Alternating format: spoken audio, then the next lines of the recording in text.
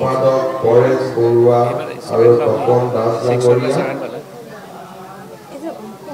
সাধাৰণ সম্পাদক শ্ৰী অৰুণ দাস, শ্ৰী দীপক কলিতা, শ্ৰী জয়ন্ত কলিতা, শ্ৰী কমল বৈশ্য ডাঙৰীয়া, আজিৰ এই মহাযজ্ঞত উপস্থিত ধৰ্মপান ৰাইজ, আই মাতৃসকল আৰু যুৱক যুৱতী, বন্ধু বান্ধৱীসকল, ধাৰাপুৰত 2001 চনৰ পৰা আৰু 2017 চনৰ পৰা ধাৰাবাহিকভাৱে শ্ৰী শ্ৰী মহাবিষ্ণু যজ্ঞ পালন কৰি অহা হৈছে।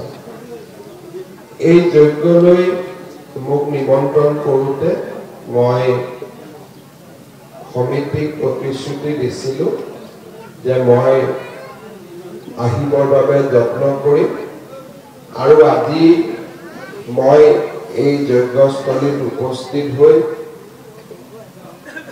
মা লক্ষ্মী, মা বিষ্ণুক মোৰ ভক্তি ভৰা প্ৰণাম যাচিব পাই মই নিজে সঁচাকৈ পবিত্ৰ অনুভৱ কৰিছোঁ আৰু আপোনালোককো মই ধন্যবাদ জনাইছোঁ আৰু আশা কৰোঁ অনাগত দিনতো এই যজ্ঞ ধাৰাবাহিকভাৱে চলি থাকিব।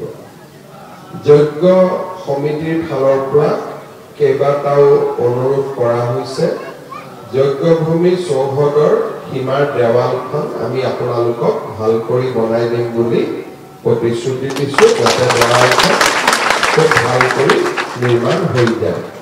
কিমান টকা লাগিব মই ক'ব নোৱাৰোঁ, আপোনালোকে মোক প্ৰাক্কলন এটা বনাই দিলে মই পুঁজি পোৱাৰ ব্যৱস্থা কৰি দিম। পুনৰ সকলোকে মই আকৌ এবাৰ ধন্যবাদ আৰু প্ৰণাম যাচিছোঁ আৰু যজ্ঞৰ সফলতা কামনা কৰিছোঁ। ধন্যবাদ।